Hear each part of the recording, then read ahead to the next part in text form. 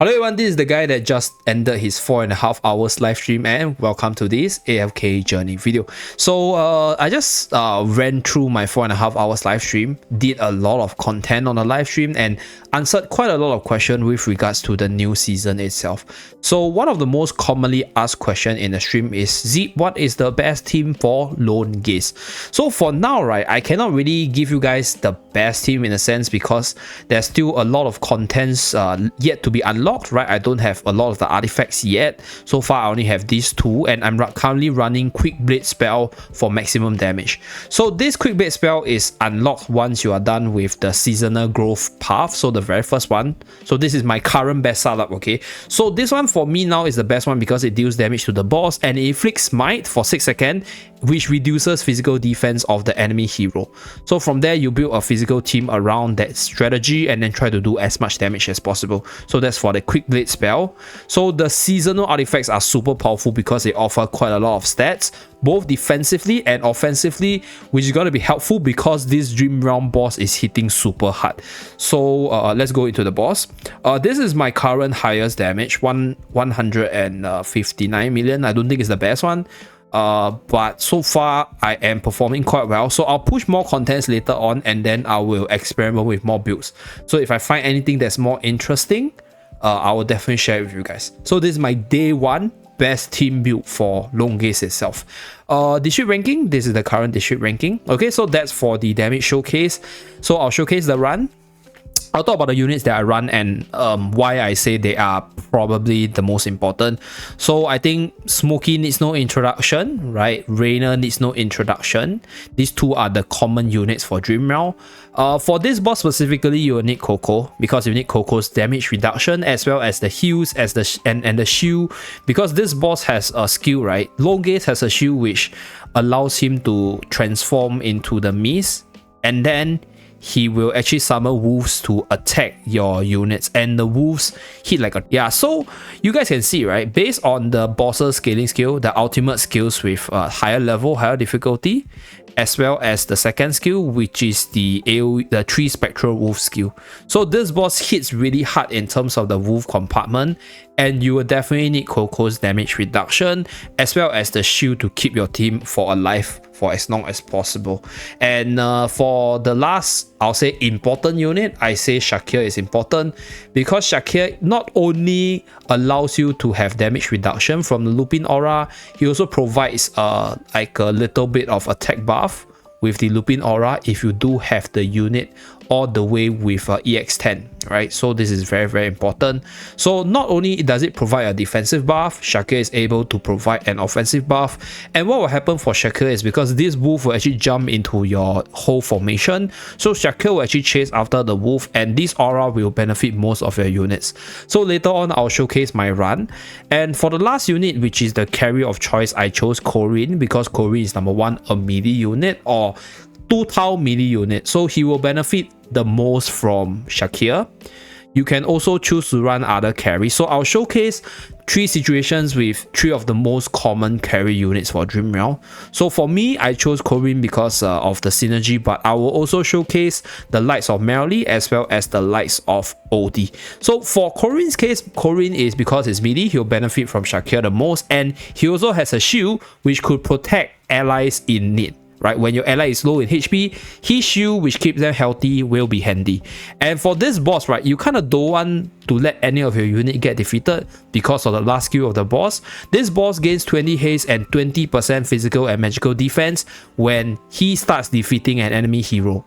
So once this boss starts to build up this buff, right, it's gonna cause your team to do less damage and cause the boss to hit a lot harder, which will mean your unit will all start to die off one by one. So that's why Coco is super important, that's why Smokey is super important, and that's why I chose Shakir as the aura support for the team.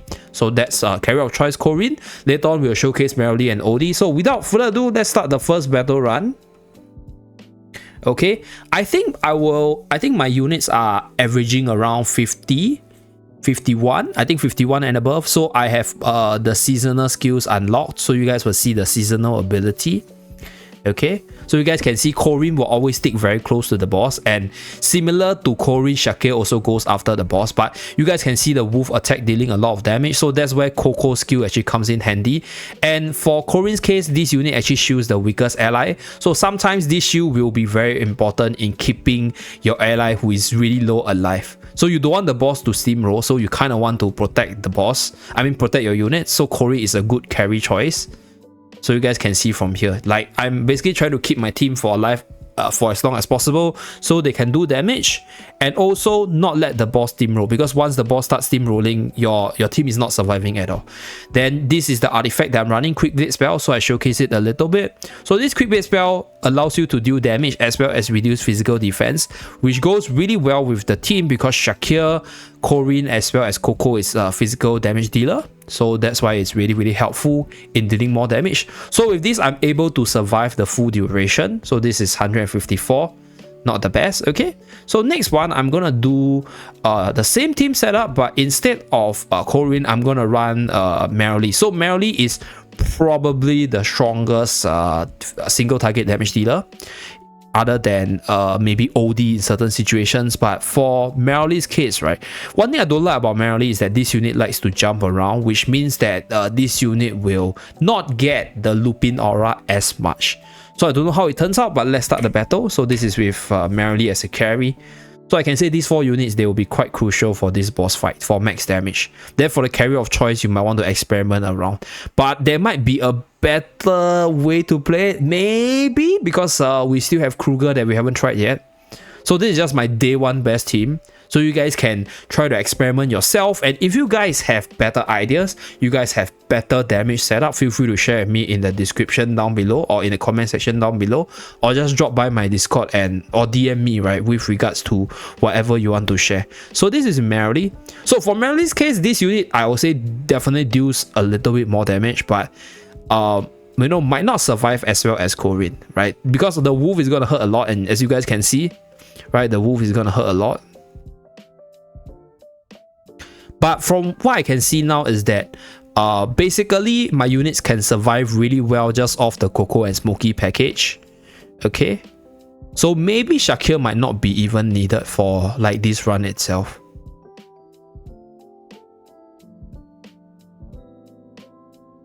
Okay, so Reyna's falling really low. Oh no, Reyna got wiped. Okay, we are close to the 150 million mark. Okay, 150 million mark. Yeah, Merrily slightly loses out because she really doesn't eat a lot of the Shakir's buff. For Corrin's case, Corrin is always like very close to Shakir, so Corrin is always gonna get the buff.